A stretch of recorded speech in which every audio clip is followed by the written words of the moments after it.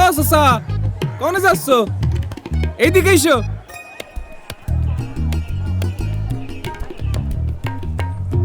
এইটা দেখে এম্বা করছো? না মানে দেখতে জানি কেমন লাগতেছে।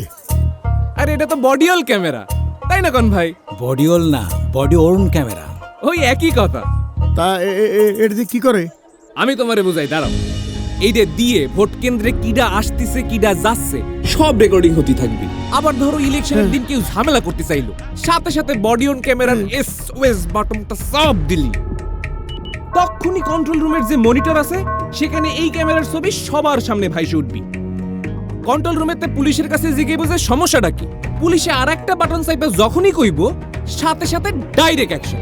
তখনই সশস্ত্র বাহিনী, বিজিবি ও আইন শৃঙ্খলা বাহিনী আইসে এই সন্ত্রাসীগুলারে ধরে যে যে আকাম করব একদম লাল দালানে ঢুকাই দিবে।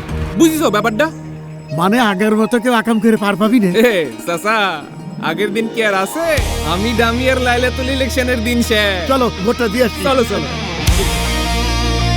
আপনার নিরাপদ ভোট প্রদানে আপনার পাশে সার্বক্ষণিক নিরাপত্তায় আছে সশস্ত্র বাহিনী, বিজিবি ও আইন শৃঙ্খলা বাহিনী। শান্তিপূর্ণ ও সুষ্ঠু ভোট প্রদানে পুলিশ বাহিনীর বডিওন ক্যামেরা ও ভোট কেন্দ্রের সিসিটিভি ক্যামেরায় সার্বক্ষণিক নজরদারিতে এবং নিরাপত্তার চাদরে বেষ্টিত থাকবে প্রত্যেকটি ভোট কেন্দ্র।